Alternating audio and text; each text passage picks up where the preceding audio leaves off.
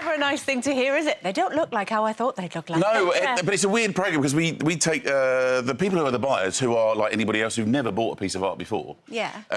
We take them out of their house and then we let the three artists walk around their house and try and work out what the buyers might be like and what sort of things they like from their house. Then they have to come up with these three pitches of what they'd like to make for them, and they only meet them for the first time when they get to the gallery. Which Are these professional artists, Nick?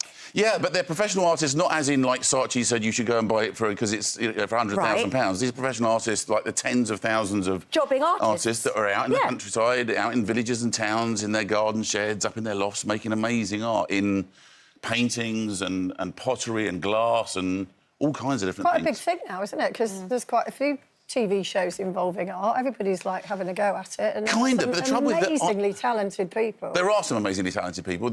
For me, the problem with the coverage that there is so far is it's all fairly high-end. It's portraiture and it's gallery stuff, or people talking about whether this is original Caravaggio or not.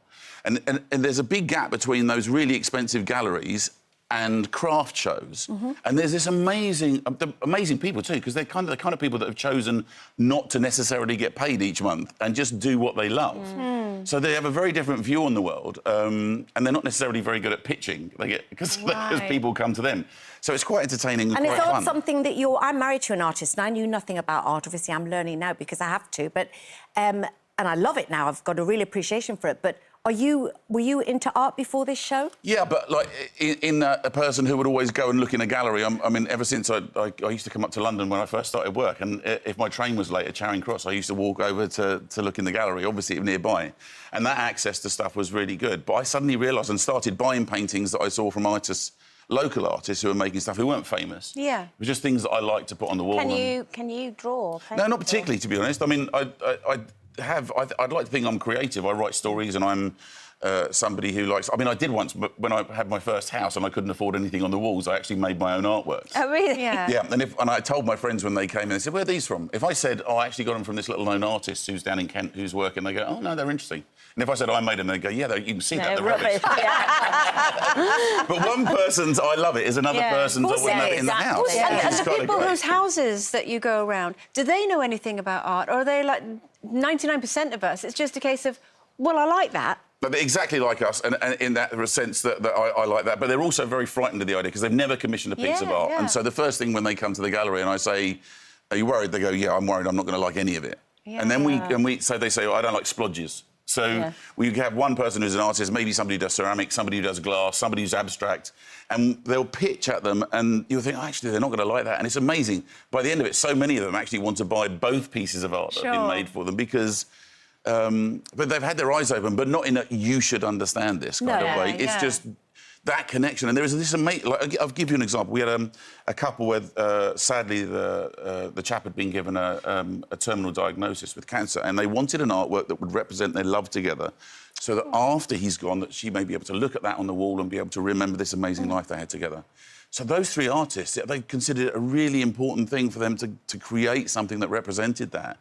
And you'll have to see how it turns out in the end. But that emotional connection... So this series has turned out to be a massively sort of emotional and connected and interesting and lovely series. Now, listen, I should say about that, just quickly, because you're absolutely right, and it's a really important message to get out there. I talk a lot about this now when I go and do corporate events and things. If you think that Comic Relief has raised £1 billion over the last 30 years through 2 recessions, you know, Children in Need does £40 million a year, something like that. We've got something like 200,000 charities operating and succeeding in this country. Every hospital in the country has a piece of equipment, really expensive piece of equipment that's been bought by local fundraising. We are actually a country full of really good people. And we shouldn't miss that just because of all the rubbish that we're reading in the newspapers on TV. Now, listen, speaking of reading rubbish in newspapers, please tell us it's not true. You are hanging up your guitar and giving up your singing career. A nation will mourn. My singing career was over, I think, even before it started. My friend in America rang me up and said, congratulations on your iTunes #1. I said, you know it's a joke, right? He said, yeah, but nobody in America knows that. I was like... So I can over there. I can. You could be massive in America. And obviously, Nick, you've been, you know, making headlines because of the amazing shows that you've presented over the years, but you've also made headlines. Your personal life has made a lot of headlines. Yeah, it's just one of those weird things. I think if you're a single person, then suddenly, literally, my PR is here with me today, and everybody in the press knows Meghan. And we were photographed together by the press who know who she is, and they put a picture of her saying... Mystery Blonde, yeah. Yeah, because we were talking about Ulrika getting a bad rap for the 4x4 thing, but maybe not so much with the men. Also, we were talking about second chances, and I think, if I'm right, that you have said that you felt that you weren't as present with your older children, and you're going to try and make it... Yeah, no, that's true. I think, you know, the toughest thing, it goes back to the James Cracknell thing as well, the toughest thing in modern-day life is trying to work out how much time to work to provide the best you possibly can for your children. And you've got to really work hard at your job. And anybody who's good at their job has to work hard at their jobs, whether you're an Olympic athlete, a rower, or a business leader or a TV presenter, versus missing them grow up because you're so busy working. Yeah. And I think with my older children, probably whilst I was trying to make a career, I didn't get that right. Do you think you were a bit selfish, maybe? I just knew that I had to... You know, it's like the moment you step off of this programme and a year later they're not ringing you to get you back on. Well, they probably are with you, but you know what I mean? If you do theatre, they think you've died if you're not on the television. You've got to keep it going. So you've got to keep it going, and you can't afford... And people say, oh, you should take a rest. It's like, yeah, but...